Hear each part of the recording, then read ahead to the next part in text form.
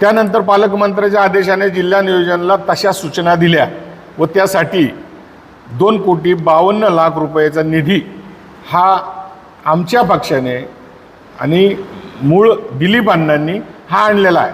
मग जर असं असताना जर समोरचे विद्यमान आमदार जर असे म्हणत असतील की मी हे आणलं मी ते आणलं, आमचं म्हणणं असं आहे की तुम्ही जे आणलं त्याच्यात तुम्ही डांगोरा पेटवा, आमचं काही म्हणणं नाही। परंतु आम्ही केलेला आमच्या माणसांनी केलेल्या कामाचं श्रेय जर तुम्ही घेणार असाल आणि त्याच्यातून काही कॉन्ट्रोवर्सी तयार करणार असाल आणि तालुक्याच्या दृष्टीनं विकासाचं काम करण्याच्या ऐवजी बाकीच्या कॉन्ट्रोवर्सी तयार करून त्याचा जर इश्यू करणार असाल तर आमच्याकडे पण मोठी फौज आहे। असं काही नाही तुम्ही 10-12 लोक घेऊन बसले आणि बोलायला लागले म्हणजे तुम्ही खरे बरोबर आहे आहात अशातला काय। गेल्या 2024च्या विधानसभेच्या निवडणुकीमध्ये आमच्या राष्ट्रवादी काँग्रेस पक्षाला पराभवाला सामोरं जावं लागलं। तदनंतर राष्ट्रवादी आणि मित्रपक्षाची सत्ता तिथे स्थापन झाली। परंतु आमचे जे माजी आमदार दिलीपांना मोहिते पाटील आहेत त्यांचा कामाचा आवाका पाहता त्यांनी पहिल्याच शैलीमध्ये काम करून तालुक्याला न्याय द्यायचं त्यांनी काम आज तागायत ते करता येते। आणि त्या अनुषंगाने आता विद्यमान जे आमदार आहेत त्यांना आता निधी किती मिळतो काय मिळतो त्याच्या खोलात मला जायचंही नाही आणि मला माहीत पण नाही आणि त्याच्यात वेळही घालवायचं नाही। परंतु हे सगळं होत असताना गेले वर्ष दीड वर्षभर अण्णा ह्या कामांच्या संदर्भात पाठपुरावा करून कामं आणतात आणि त्या अनुषंगाने विद्यमान आमदार ते मी काम केलं असा काहीतरी भासवायचा प्रयत्न करत असतात। अर्थात त्यांनी जर जे काम केले तर त्याबद्दल आमचं काही दुमत असायचं का कोणाचंच असायचं कारण नाही, कारण सूर्याला झाकता येत नाही। तसंच दिलीप मोहितेंनी जे काम केले त्याला कुणीही डिनाय करू शकत नाही। परंतु विद्यमान आमदार केविलवाना प्रयत्न करत आहेत त्याचं मला म्हणजे त्याची कीव येते असं म्हणलं तरी वावगं ठरणार नाही। आता त्या अनुषंगाने मी तुम्हाला इथं त्यांचं एक पॅम्पलेट दाखवू इच्छितो की हे पाहून घ्या। ह्या पॅम्पलेटमध्ये त्यांनी म्हणलं आहे एकूण निधी 2.52 कोटी रुपयाचा मंजूर करून आणला आहे राजगुरुनगर नवीन पोलीस ठाणे इमारतीच्या संरक्षक भिंत व फर्निचरच्या कामासाठी। आता मुळात हे कुणी काय काम केलं आहे हे सांगायची गरज नाही पडली पाहिजे। परंतु अलीकडल्या काळामध्ये मी हे काम केलं ते यांनी हे काम केलं याची एक चढाओढ लागलेली आहे। आम्हाला कोणाशी बरोबरी चढाओढ अजिबात करायची नाही। परंतु आम्ही आमच्या पक्षाच्या मार्फत दिलीपांना जे काम करत आहेत तर ते जर आम्ही करतोय तर ते आम्हीच केलं आहे हे ठासून सांगायचं काम आमचं आहे। म्हणून आम्ही सर्व पदाधिकारी या निमित्ताने या ठिकाणी उपस्थित आहोत। आता ह्या पोलीस स्टेशनच्या अनुषंगाने मला एवढंच सांगू इच्छितो की दिनांक 2019 वार्षिक योजनेमध्ये विधानसभेच्या पोलीस स्टेशनच्या बांधकामाचा ठराव हा दिलीप अण्णांनी मांडलेला आहे। त्याची तारीख पण मला तुम्हाला देता येईल, याच्यामध्ये डिटेल आहे। तदनंतर 5 जुलै 2021 रोजी 3 कोटी पोलीस स्टेशन बांधकामास प्रशासकीय मान्यता मिळाली 5 जुलै 2021 रोजी। तदनंतर दिनांक 5/7/2021 रोजी कार्याचा आदेश झाला व कॉन्ट्रॅक्टरची नेमणूक झाली।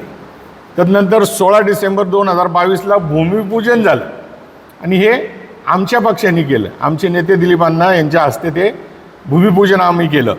तदनंतर 21/12/2023 हा दुसरा टप्पा 4,48,78,000 असा निधी मंजूर झाला। दिनांक 28 फेब्रुवारी 2026 रोजी पालकमंत्र्यांना दिलीप अण्णांनी फर्निचर व संरक्षक भिंतीसाठी अधिकृत मागणी केली, तसं आमच्याकडे पत्र पण आहे। त्यानंतर पालकमंत्र्याच्या आदेशाने जिल्हा नियोजनाला तशा सूचना दिल्या व त्यासाठी 2,52,00,000 रुपयाचा निधी हा आमच्या पक्षाने आणि मूळ दिलीप अण्णांनी हा आणलेला आहे। मग जर असं असताना जर समोरचे विद्यमान आमदार जर असे म्हणत असतील की मी हे आणलं मी ते आणलं, आमचं म्हणणं असं आहे की तुम्ही जे आणलं त्याच्यात तुम्ही डांगोरा पेटवा, आमचं काही म्हणणं नाही। परंतु आम्ही केलेल्या आमच्या माणसांनी केलेल्या कामाचं श्रेय जर तुम्ही घेणार असाल आणि त्याच्यातून काही कॉन्ट्रोवर्सी तयार करणार असाल आणि तालुक्याच्या दृष्टीनं विकासाचं काम करण्याच्या ऐवजी बाकीच्या कॉन्ट्रोवर्सी तयार करून त्याचा जर इश्यू करणार असाल तर आमच्याकडे पण मोठी फौज आहे. असं काही नाही तुम्ही 10-12 लोक घेऊन बसले आणि बोलायला लागले म्हणजे तुम्ही खरे आणि बरोबर आहे आहात अशातला काय भाग नाही. हां, आमचा माणूस जरूर थोडासा ॲग्रेसिव्ह भूमिकेत आहे, परंतु तुम्ही जर म्हणता असाल मी शांत आहे मी हळू बोलतो म्हणून मग माझं खरं, तर तसं नाही आहे ते. त्याच्यामुळं आता ज्या पत्रकार परिषदेमध्ये आमच्या सगळ्यांच्या एकमताने असं ठरलेलं आहे, ते पण सांगतो तुम्हाला, त्याचं ते नोट करून घ्या. जर तुम्ही आमच्या अंगावर याल तर आम्ही त्याला कोणालाही सुट्टी देणार नाही. हां, ते शिंगाव घ्यायचं का कशावर घ्यायचं ते आम्ही आमचं ठरवू. त्याच्यामुळं तुम्हाला निवडून दिलेलं आहे, तुम्हाला त्या कामासाठी निवडून दिलं आहे, तेवढंच काम करा. आमच्या शेपटीवर अजिबात पाय देऊ नका. हा इशारा नाही आहे, पण किंवा इशारा समजा तर समजा, आम्हाला त्यांनी काही फरक पडत नाही. फक्त सांगायचं तात्पर्य तुम्ही केले तुम्ही करा, आमचं काही म्हणणं नाही. फक्त आमच्या फाटक्यामध्ये तुम्ही पाय घालायचं नाही. तुम्ही तुमचं करत बसा, तुमचा पक्ष वाढवा, तुम्ही काय करायचं ते करत बसा, त्याच्याबद्दल आम्हाला अजिबात दुमत नाही. PDCC बँकेचा कार्यक्रम त्या ठिकाणी पार पडला. खरं तर आहे ना, ठीक आहे तुम्हाला त्या ठिकाणी सहकार मंत्री उपस्थित होते आणि आदरणीय अण्णांच्या उपस्थितीमध्ये त्या ठिकाणी शताब्दी महोत्सव साजरा झाला. खरं तर PDCC बँकेचा जो काही संचालक असतो त्याला त्या सगळ्या गोष्टींचे अधिकार असतात. त्यामुळे खऱ्या अर्थानं अण्णांनी 2 पावलं पुढे येऊन तालुक्यातील विविध कार्यकारी सोसायटी असतील किंवा महिला बचत गट असेल यांचे त्या ठिकाणी सन्मान ठेवले आणि खऱ्या अर्थानं एक सामाजिक बांधिलकी जपण्याचं काम अण्णांनी असेल किंवा आमच्या सर्व तरुण सहकाऱ्यांनी त्या ठिकाणी केलं. खरं तर त्यानंतर पत्रकार परिषद झाली, त्यावरती अण्णांवरती टीका टिप्पणी करण्यात आली, परंतु त्या स्टेजवरती आम्ही सर्वजण उपस्थित होतो. तुम्ही सर्वांनी त्या ठिकाणी एक क्लिप पाहिली. त्या क्लिपमध्ये आदरणीय नारायण अप्पा असतील किंवा सर्वच पुढाऱ्यांची त्या ठिकाणी व्हिडिओ क्लिपमध्ये फोटो घेतले गेले. प्रत्येकाचा नामोल्लेख करण्याचा अण्णांनी त्या ठिकाणी प्रयत्न केला. त्यामुळे त्यांनी जे काही आरोप केले किंवा त्यांनी जे काही विषय मांडले, मला वाटत नाही त्या विषयाला कुठं तथ्य आहे. त्यामुळे आणि राहिला विषय खर्चाचा, ज्यावेळेस बँक कार्यक्रम घेते त्यावेळेस निश्चितच बँक त्याचा खर्च करणार आहे, कारण की शताब्दी महोत्सव हा खरं तर बँकेचा होता. त्यामुळे ह्या कुठल्याही गोष्टींना किंवा कुठल्याही आरोपांना मला वाटत नाही तथ्य. त्याचबरोबर अजून एक प्रश्न तालुक्यामध्ये 2 दिवसापासून तुम्ही पाहताय की मॉडेल स्कूलचा प्रश्न तालुक्यामध्ये खूप मोठ्या प्रमाणामध्ये गाजतो आहे. मॉडेल स्कूलचे कॉन्ट्रॅक्टर कोण आहेत ह्याचंही सर्व पत्रकार बांधवांना माझी विनंती आहे, ते कॉन्ट्रॅक्टर एकदा शोधा आणि ते कॉन्ट्रॅक्टर कोणाच्या मार्गदर्शनाखाली काम करतात, कोणाच्या आदेशाखाली काम करतात, हे जर तुम्ही पाहिलं तर निश्चित तुमच्या लक्षात येईल कॉन्ट्रॅक्टर कोणाचे पाहुणे आहेत, हे कॉन्ट्रॅक्टर कोणाच्या जवळचे आहेत. त्यामुळे निश्चित मॉडेल स्कूलची कामं का लेट झाली आहे तुमच्या लक्षात येईल. ते सर्व पत्रकारांचं पहिल्यांदा मी स्वागत करतो. 2026मध्ये PDCC बँकेचा वर्धापन दिनाचा कार्यक्रम त्या ठिकाणी झाला आणि ते कार्यक्रम होत असताना बालिश आमदार आदरणीय बाबाजी काळे यांनी अनेक आरोप त्याच्यावरती केले. परंतु मी पहिल्यांदा तुम्हाला माझी माहिती देतो, नाहीतर त्यांनी म्हणायचं आयरे गैरेची पत्रकार झाली असं त्यांनी म्हणू नये. मी ह्या गावचा सरपंच होतो, सभापती पण झालो, पुणे जिल्हा नियोजन समितीवर पण होतो. आता मी एज्युकेशन सोसायटीचे संचालक आहे आणि सिद्धेश्वर सोसायटीचा तिथं संचालक आहे, विकास सोसायटीचा. आणि ही सगळे तालुक्यामध्ये बाबाजी काळे यांनीसुद्धा माझ्याबरोबर युवा काँग्रेसमध्ये सरचिटणीस म्हणून काम केलं. 5 वर्ष ते 8 वर्ष माझ्याबरोबर काम करत होते.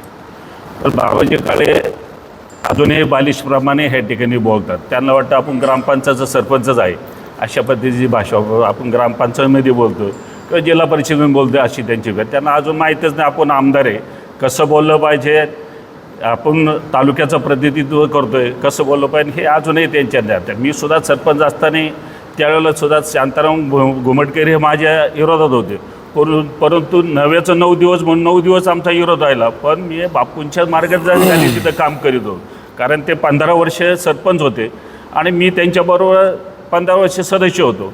परंतु मी कधी ज्येष्ठ माणसाला त्यांनी माझ्या आधी काम केलं, त्यांचा अनुभव चांगलाच आहे म्हणून मी कधी त्यांना डावललं नाही. त्यांना विचारूनच मी ग्रामपंचायतीमध्ये काम केलं आमचं वैर होतं फक्त 9 दिवसाचंच राहिलं. आज त्यांचे चिरंजीव वैभव शेठ गुम्मटकर आमच्याबरोबर काम करतात, कारण त्यांना माझे विचार पटले आणि मी समाजाबरोबर सर्वसामान्य माणसांबरोबर राहून आम्ही ह्या ठिकाणी काम करणारी माणसं आहे. कुठल्या पदावर बसलो म्हणून आम्ही हुरळून गेलो नाही. जसं मी सरपंच झालो किंवा सभापती झालो म्हणजे तालुक्याचा आमदार झालो असं मी म्हणलं नाही कधी, किंवा त्यांना आता असं वाटायला लागले आमदार झालं म्हणजे ते मुख्यमंत्री झाल्यासारखेच बोलायला लागलेत आता. मग हे पद्धतीने त्यांचं भाषा जी आहे बालिशप्रमाणे ते पहिल्यांदा त्यांनी ते समज काढून टाकवा की आपण तालुक्याचं प्रतिनिधित्व करतो आहे. सर्वसामान्य माणसाची जी कामं ती आपल्याला ह्या ठिकाणी करायचे. जी आमची सत्ता आज राज्यामध्ये आहे, आम्ही जिल्ह्यामध्ये आमचे पालकमंत्री अजितदादा होते, स्वर्गीय अजितदादा, परंतु आता सुमित्रा वहिनी ह्या ठिकाणी पालकमंत्री आहेत. त्यांच्या माध्यमातून ते आदरणीय दिलीप शेठ मोहिते पाटील कामं आणतात. आजपर्यंत त्यांनी सगळी कामं केली, ते पालकमंत्र्यांनी ह्या ठिकाणी आम्हाला कामं केली. DPTCमध्ये सुद्धा आम्हाला ह्या ठिकाणी पुणे जिल्हा नियोजन समितीमध्ये आम्ही जरी आमदार साहेब नसले तरी अण्णांच्याच पत्रावरती ती कामं त्या ठिकाणी मिळली जातात. म्हणून ह्या ठिकाणी जे अण्णांनी जी कामं केली, आज तुम्हाला मी तालुक्याचं सांगत, त्या तालुक्यामध्ये अण्णांनी जवळजवळ 28 पूल बांधलेले आहेत, अनेक रस्तेसुद्धा केले, वाड्या वस्त्यापर्यंत रस्ते, सभामंडप त्यांनी, भूमिगत बंधारे पण त्यांनी चाचकामन धरणामध्ये बांधलेले. हे काम करत असताना मी तालुक्याचं काम तर केलंच आहे, परंतु मी राजगुरुनगर शहरमध्ये दिलीप मोहितेंनी काय कामं केलीत हे त्यांना ज्ञात नाही अजून. ते अजून बालिशप्रमाणेच बोलतात की दिलीप मोहिते चोर आहे, असं आहे तसं आहे. अरे चोराच्या म्हणण्यात चालण्याच येणार ना, तुम्ही चोर आहेत म्हणून दुसऱ्याला तुम्ही चोराच्या म्हणण्यात चालण्याच येणार आहे. आणि दिलीप मोहिते राजगुरू शहरमध्ये वाडा रोडचा रस्ता 15 त्या ठिकाणी कोटी घालवले, एक चांगल्या प्रकारचा रस्ता केला, क्रीडा संकुल बांधलं, त्यांना ती कामं द्यायचं आहेत. आज स्विमिंग टँक तिथं 6 कोटीचा आहे आणि हे काम करत राजगुरुनगरचा त्या ठिकाणी स्मारक बांधलं, त्याला 265 कोटी त्या ठिकाणी दिलीप मोहितेंनी मंजूर केले. आता तुमचा बाजारपेठचा पूल त्या ठिकाणी दिलीप मोहितेंनीच केला आहे. दुसरं गढेवरचं सुद्धा पूल त्या ठिकाणी दिलीप मोहितेंनीच केलेला आहे. आणि राक्षवाडीला जाताना सुद्धा त्या हरिभाऊ शेठच्या दुकानाच्या बाजूला सुद्धा त्यांनीच पूल केला आहे. यांना ही गावातली कामं दिसत नाही. त्यांना वाटतं दिलीप मोहितेंनी काय केले आत्तापर्यंत 5 वर्षात, हे त्यांचा अजून बालिशपणा गेलेला नाही आहे. त्यांनी नीट अभ्यास करावा. आपल्या खेरीत जो ज्येष्ठ माणूस आहे, आज 15 वर्ष त्यांनी 3 टर्म आमदार हे काढले, 2 वेळा पराजित झाले, पण तो माणूस ज्येष्ठ आहे, त्यांना कामाचा अनुभव, त्यांनी आदरानेच त्यांच्याबरोबर बोलायला पाहिजे. आम्हाला सुद्धा दंड थोपटता येतात ना, आम्ही सुद्धा ज्या अशा पद्धतीने वागलं त्यांच्या विरोधात तुम्ही बोलावले, ते आमच्या पक्षाचे आमदार आहेत आणि आम्हाला सगळे कार्यकर्ता संघटना सांभाळायचं काम करतात. आदरणीय अजितदादा पवार, सुमित्रा वहिनींच्या नेतृत्वाखाली आम्ही तालुक्यामध्ये इथं या ठिकाणी काम करतो. त्यांनी समजू नये आमच्या मागं कोणी नाही म्हणून.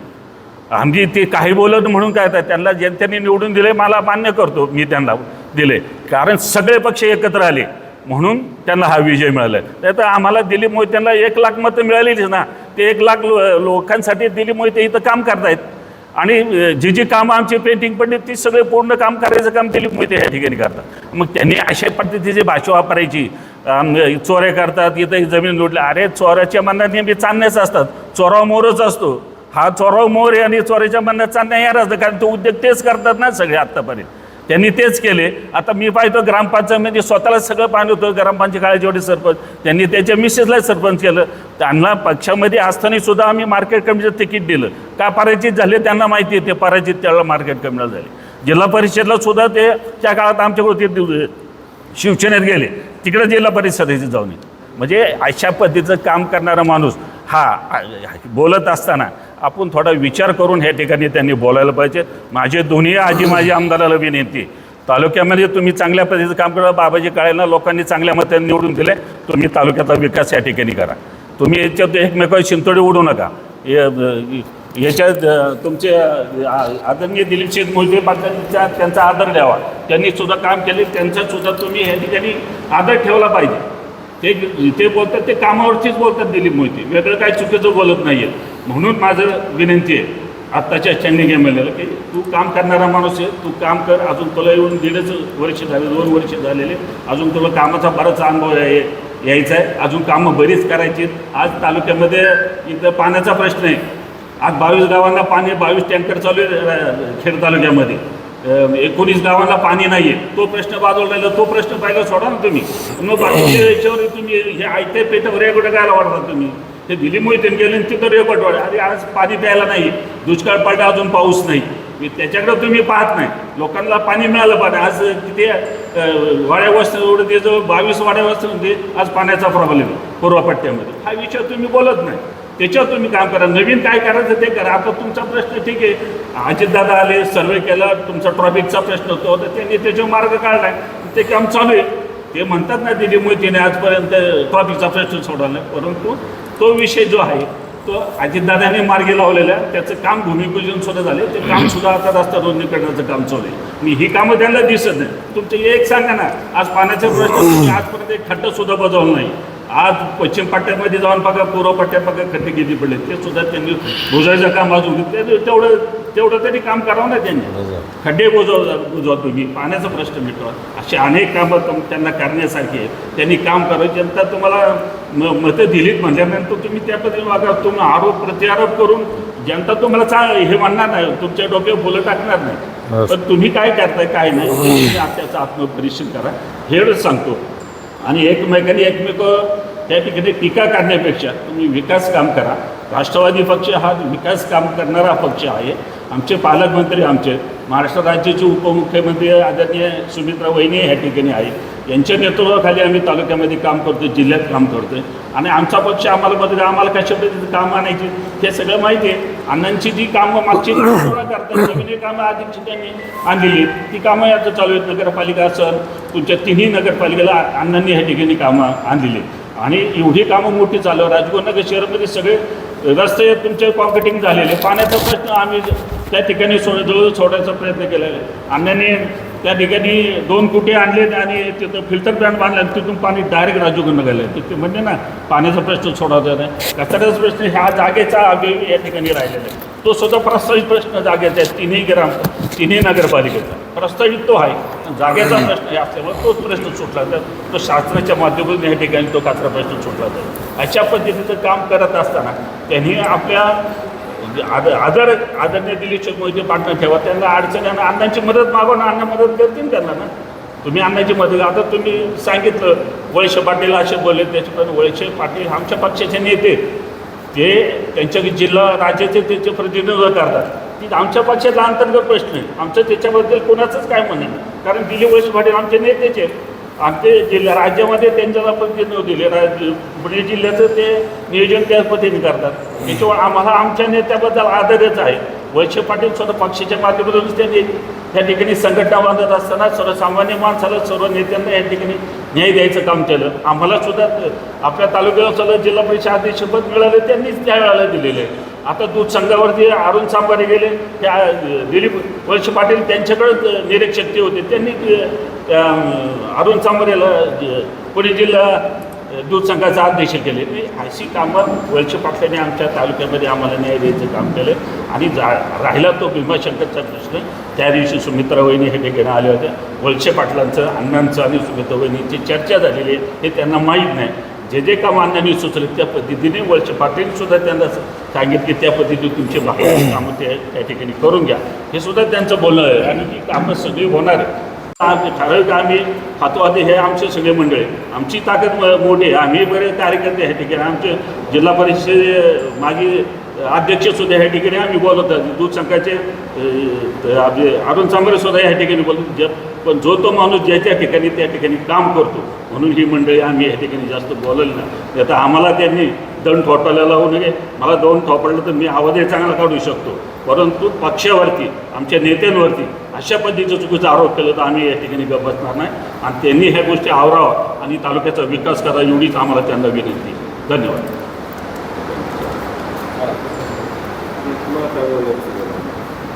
ते यांना अनुसरून होता विषय तो माझा. मुळात सगळ्यात महत्त्वाची गोष्ट अशी आहे की जो मनुष्य सार्वजनिक जीवनामध्ये काम करत असतो, मग छोट्या पदावर असेल किंवा मोठ्या पदावर असेल, त्याला एक प्रकारची, त्या पदाला एक प्रकारची गरिमा असते, त्याला ग्लॅमर असतं. तुमच्याकडं पाहून लोक त्याचं अनुकरण करत असतात, कुणी असू दे. मग अशा वेळेस त्या माणसाची जबाबदारी असते. मग आपण बोलताना शब्द कसा बोलतो, काय टोननी बोलतो, कोणाला उद्देशून बोलतो, या सगळ्या गोष्टीची गरिमा ती किंवा त्याचा एक म्हणजे त्याचा एक हिशोब करून आपण बोललं पाहिजे. परंतु अलीकडल्या काळामध्ये 1-1.5 वर्ष झाले की ह्या तालुक्यामध्ये कोण काय बोललं का त्याची लगेच रिओढून त्याची कॉन्ट्रोवर्सी तयार करून त्याच्यावर विषय भरकावटला जातो. अरे मुळात विकासाचं काम आहे आणि त्याच्यात मला तुम्हाला एक सांगायचं राहिलं. सुरुवातीच्या काळात ज्यावेळेस विद्यमान आमदार नुकतेच आमदार झाले त्यामध्ये सुरुवातीच्या काळामध्ये तुम्हाला आठवतं की नाही माहीत नाही, लग्नाचं सीझन चालू असताना आता आपल्याकडं उगवत्या सूर्याला नमस्कार करणारी मंडळी किंवा तसंच नॉर्मली करत असतात. त्याचा अनुभव मला पण आहे. कारण पूर्वीच्या काळी म्हणजे ज्यावेळेस मी जिल्हा परिषदला सदस्य होतो त्याच्यानंतर म्हणजे माझी मिसेस 2012ला होती त्यावेळेस हे मला वाटतं हे सरपंच होते विद्यमान आमदार. तर त्यावेळेस ते नंतर आधी बोलायचे आणि नंतर मी बोलायचो आणि माझ्या नंतर ते ह्या गटाचे जिल्हा परिषद सदस्य झाले. तर त्याच्यानंतर मग मी आधी बोलायला लागलो किंवा लोकांच्या म्हणण्यानुसार आम्ही आधी बोलायला लागलो आणि नंतर ते बोलायला लागले. परंतु ते जर म्हणजे त्यावेळेस मला काही वाईट वाटायचं कारण नाही, कारण मी प्रॅक्टिकल मनुष्य आहे आणि उगाच काहीतरी खुद्रपात्र काढायचं आणि मग हे झालं ते झालं. त्याच्यानंतर ते अण्णांच्या बाबतीत ते झालं की म्हणजे अण्णानंतर बोलले एका कार्यक्रमात. मला वाटतं मीच सांगितलं होतं, मला वाटतं ते लग्न कोणाचं आता मला फार आठवतं, मीच सांगितलं की अण्णांना नंतर घ्या आणि यांना आधी बोलू द्या. त्याचं कारण असं आहे ते एक आपलं कल्चर आहे, आपल्यावर झालेला संस्कार आहे किंवा संस्कृती असते. तर त्या अनुषंगाने मी त्यावेळेस सांगितलं. तर ते झाल्याच्यानंतर त्याच्यावरून कॉन्ट्रोवर्सी झाली.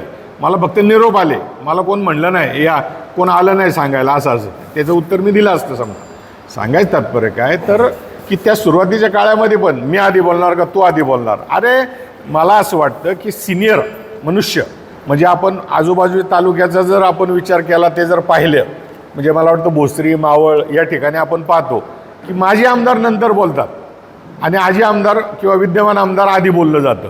म्हणजे तो तसाच हा मोठेपणा बाबाजी काळेंनी जर दाखवला तर तुम्हाला पब्लिक डोक्यावर घेईल ना. मग मीच आधी नाही बोलणार, मीच नंतर बोलेल किंवा आम्ही पण म्हणायचं नाही आम्ही सिनियर आम्ही नंतर बोलणार. म्हणजे नको त्या विषयात लक्ष घालतं. आमच्याकडून काही चुकत असेल आम्ही नाकारत नाही, 100% नाकारत नाही.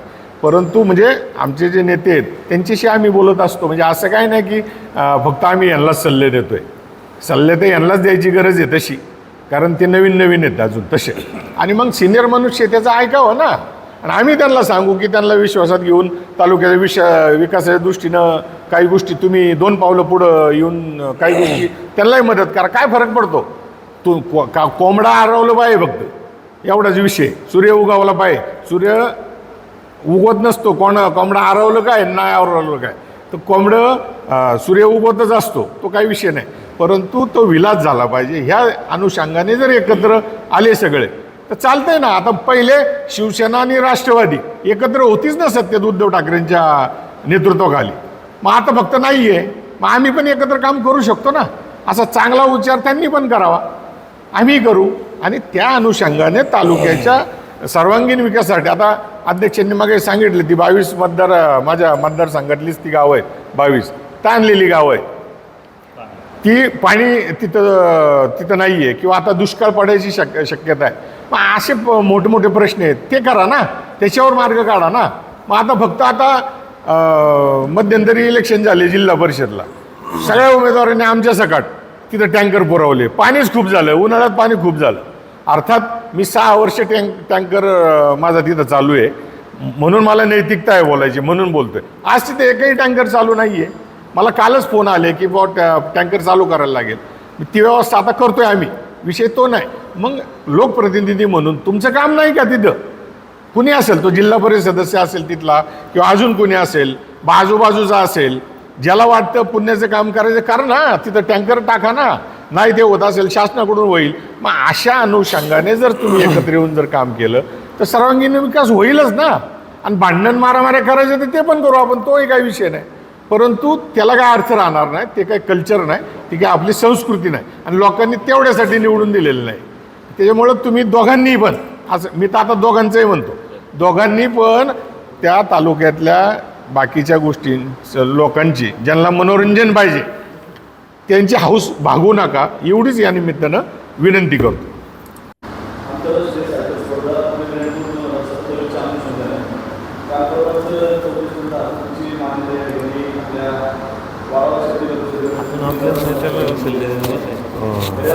त्याच्यावर बोलतो मी.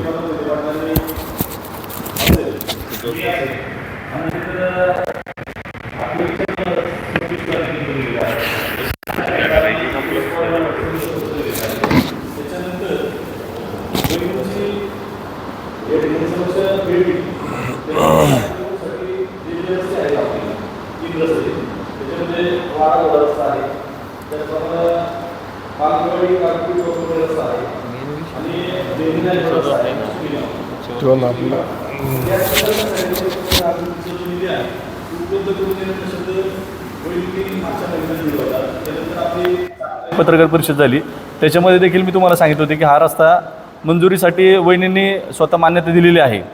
तर काल परवा पाहिलं मी की त्याचं देखील श्रेय विद्यमान आमदार घेऊ इच्छितात. मला विनंती आहे की जर सत्ता राष्ट्रवादी काँग्रेस सेना, राष्ट्रवादी काँग्रेस पक्ष, BJP आणि शिंदे सेनेची असेल तर मग हा निधी जर त्यांनी दिला असेल तर निश्चित त्याचं श्रेय राष्ट्रवादी काँग्रेस पक्षाला जातं. खऱ्या अर्थानं आपल्या राज्याच्या उपमुख्यमंत्री सुनेत्रावहिनी पवार असतील, ते जिल्ह्याच्या पालकमंत्री आहेत, त्यांना ते खऱ्या अर्थानं श्रेय जातं. राष्ट्रवादी काँग्रेस पक्षाला त्याचं श्रेय जातं. आणि हा पाठपुरावा करत असताना खऱ्या अर्थाने अण्णांनी देखील खूप पाठपुरावा केलेला आहे. निश्चित अण्णांना देखील त्या कामाचं श्रेय जातं. आणि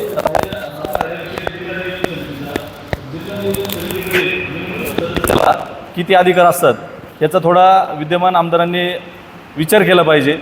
खऱ्या अर्थानं सर्व अधिकार हे पालकमंत्र्यांना आहेत. निमंत्रित सदस्यांना किती अधिकार आहेत याचा देखील थोडा गांभीर्याने विचार करावा किंवा ते आम्हाला सांगावं. आणि आता काल परवाच भीमाशंकरला उपमुख्यमंत्री सुनेत्रावहिनी आल्या होत्या तेव्हा 288 कोटीचा आराखड्यासंदर्भामध्ये तिथं जे हेमंत पाटील आहेत त्यांनी खेड तालुक्यामध्ये किती कामं होणार आहेत ह्याचं तोंडी सांगितलेलं आहे की साधारण 73 कोटीची कामं आपण खेड तालुक्यामध्ये करतो आहे. भोरगिरीपासनं, कोटेश्वरपासनं कोथुर्णा असेल, भीमाशंकर असेल या ठिकाणचा रस्ता करणे, त्यानंतर कोथुर्णापासनं पायऱ्या भीमाशंकरपर्यंत करणे, असं त्यांनी तोंडी सांगितलं आहे. हेमंत पाटील आहे त्यांना एक विनंती आहे की आपण खेड तालुक्यामध्ये नेमकी कोणती कामं करणार आहोत त्याचं एक मी त्यांना पत्रही दिलेलं आहे, त्याची एक डिटेल त्यांनी द्यावी अशी या ठिकाणी विनंती करतो. आणि खऱ्या अर्थानं 288 कोटीचा विकास आराखडा आहे. तर याच्यामध्ये राष्ट्रवादी काँग्रेस पक्ष असेल, दिलीप वळसे पाटील साहेब असतील, दिलीप अण्णा मोहिते पाटील असतील, यांच्या खऱ्या अर्थानं मार्गदर्शनाखाली हा आराखडा चालू आहे. त्याच्यामुळे उगाचच कोणी त्याचं श्रेय घेऊ नये असं मला वाटतं. आणि काम जर करायचं असेल तर वाडा वाशेरे गटामध्ये वाड्यापासून वरचे रस्ते असतील, पलीकडे वांद्र्यापासनं खाली पाळूपर्यंतचे रस्ते असतील किंवा वाशेरेपासनं कुड्यापर्यंतचे रस्ते असतील. आज आपल्याकडं धरण उशाला आणि कोरड घशाला अशी परिस्थिती आहे. खरोशीपासनं वरती आपल्याकडं आज पाणी नाही आहे.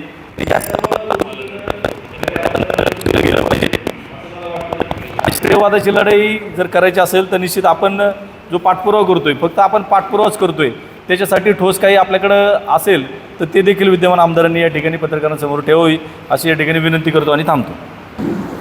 ज्यावेळेस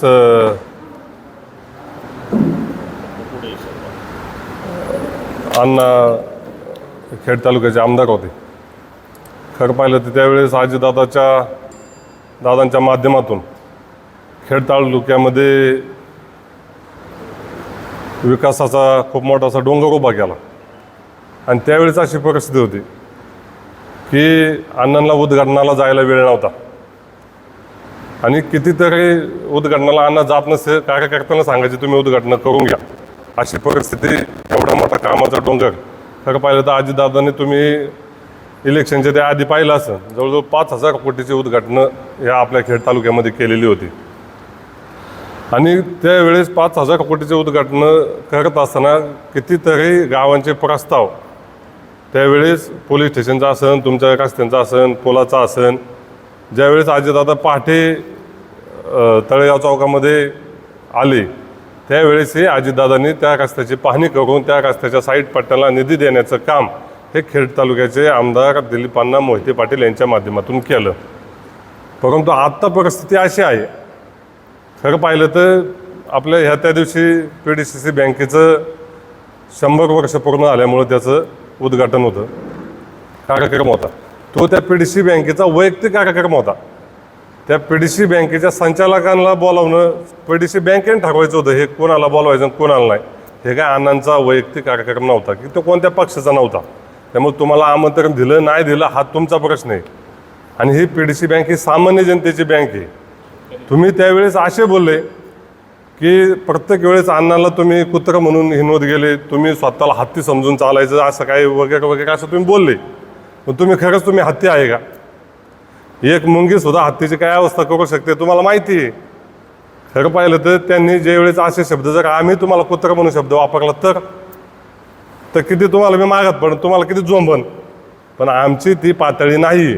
पण तुम्ही जर आमच्या नेत्यावरती पद्धतीने जर बोलत असाल, त्याला प्रत्येक वेळेस असे अपशब्द वापरत असताना, त्याच्या वेळेस आमच्यासारखा सामान्य कार्यकर्ताही तुम्हाला उत्तर दिल्याशिवाय राहणार नाही, याची तुम्ही नोंद घ्या.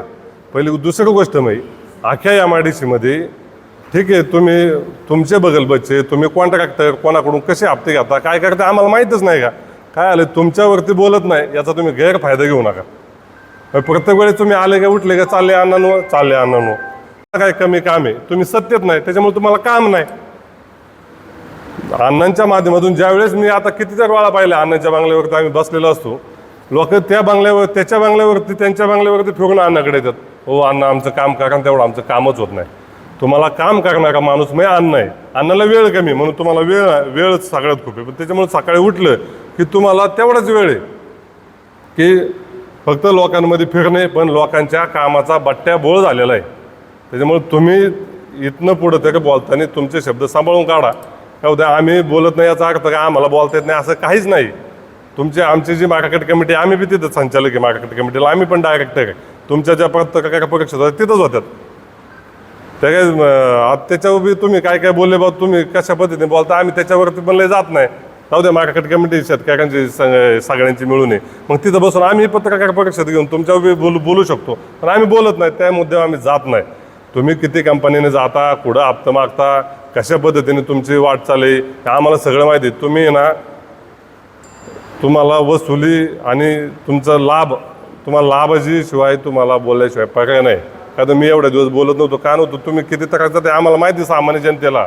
फक्त यांचं काय काम आहे, सकाळी उठलं की रोज लोकांमध्ये जायचं, पण लोकांची कामं कोण करणार? मग लोकांची कामं करायला आहेत अण्णा बसलेले आहेत. ज्याला कोण नाही ते चाललं अण्णाकडं, जग कुठं काय अडलंय चाललं अण्णाकडं. मग अण्णांच्या भाषाशैलीमध्ये अण्णा त्यांचं काम करून घेण्यासाठी अधिकाऱ्याला दाखवून बोलत असतील, त्यांचं काम होण्यासाठी बोलतात म्हणून त्यांची ती भाषाशैलीच तशी. तुम्ही स्वतःला इतकं मावळ दाखवता आणि स्वतःला 2-3 वेळा झालं त्यांचं ते कुत्रा हा शब्द वापरायचा. पण तुम्ही एक सांगतो, तुम्ही हत्ती म्हणून जर हिंडत असाल तर तुम्हाला कळन एखादी मुंगी ही त्या हत्तीची काय अवस्था करू शकते ही तुम्हाला थोड्या दिवसात कळन. त्याच्यामुळे आज याच्या पलीकडे मी जास्त काय आता बोलत नाही. ज्यावेळेस योग्य वेळ येईल त्यावेळेस आमची त्या दिवशी अजून काहीतरी तुम्ही चुकीचे शब्द बोलत गेले, त्या महिलांवरून काहीतरी बोलले. महिला आल्या होत्या तिथं काय करा मला त्या बांगड्या घालायला पाहिजे, हे घालायला पाहिजे, ते घालायला पाहिजे. अरे बांगड्या घालायला तुम्ही महिलांचा अपमान करू नका ना. महिलांचा अपमान केला तुम्ही त्या दिवशी येऊन. PDC बँकेत समजा जर ते महिलाचं अकाउंट त्या PDC बँकेत असेल, त्या बचत गटाच्या महिला आलेल्या होत्या, त्या महिला जर तिथं तुम्ही आलेल्या असेल त्या कार्यक्रमात, तुम्ही त्याला म्हणता की तुम्ही बांगड्या घालायला पाहिजे आणि हे करायला पाहिजे. एकदम तुम्ही चुकीच्या पद्धतीने तालुक्याची दिशेने येत आहे.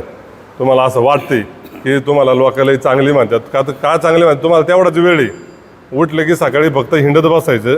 पण दिलीप अण्णासारखा माणूस लोकांच्या कडं पाहिलं तर अडचणीला 100% अर्ध्या रात्री 2 वाजता कसे या तुम्ही विकास कामं आणा, तुम्ही आणलेलं एखादं नवीन काम दाखवा आणि त्याच्यावर तुम्ही बोला ना.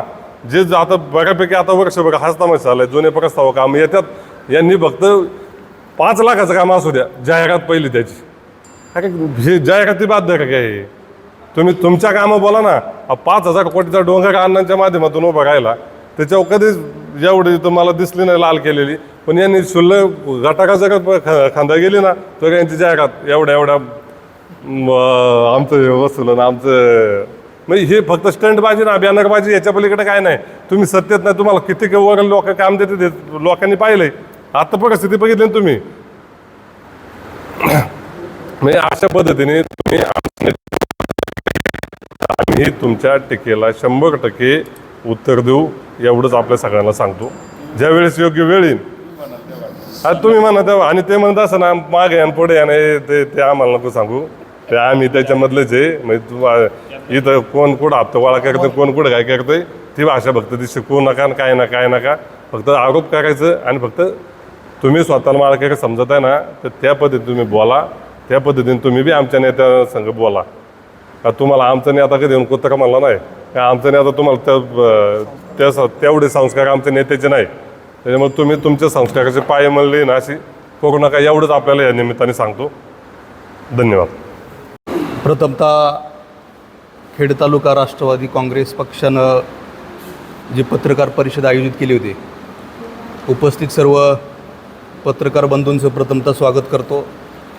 आजची जी पत्रकार परिषद आहे तिचा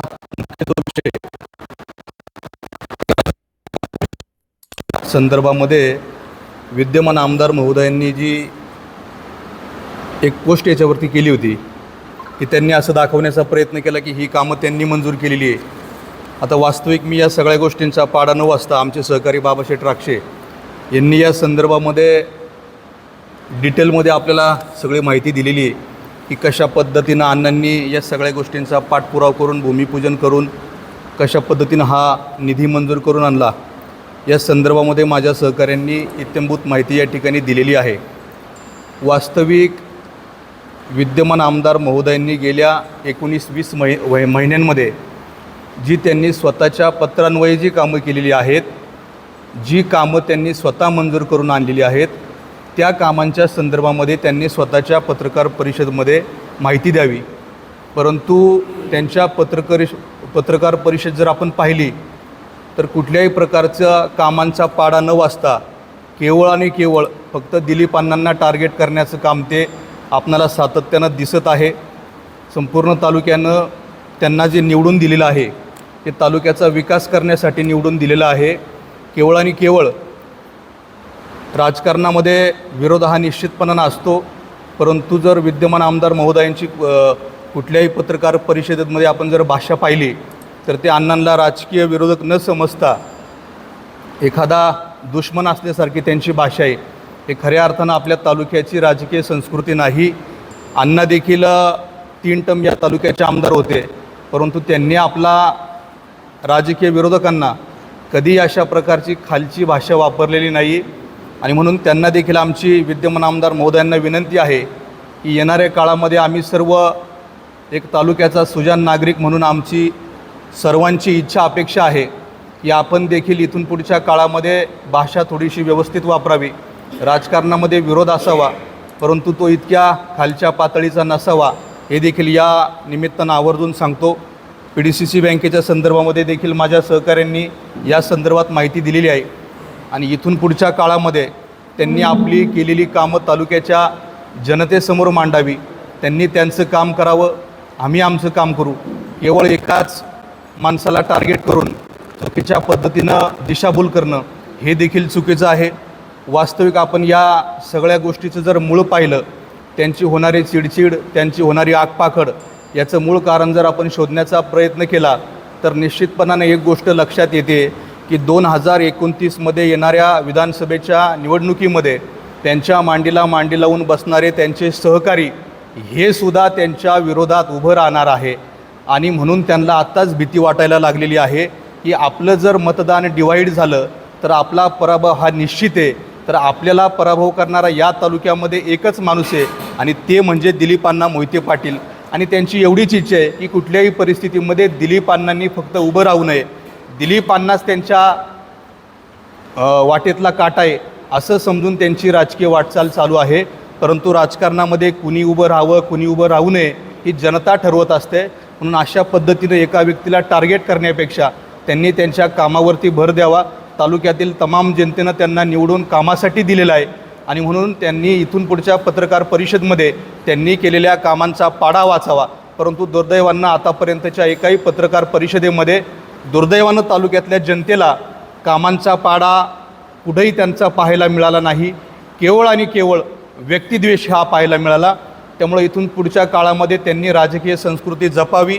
एखाद्या ज्येष्ठ नेत्याला चुकीच्या पद्धतीनं खालच्या पातळीत बोलू नये असं जर त्यांनी बोलणं चालू ठेवलं तर इथून पुढच्या काळामध्ये आमच्यासारखे कार्यकर्ते देखील तशा तोडीस तोड उत्तर या ठिकाणी देऊ.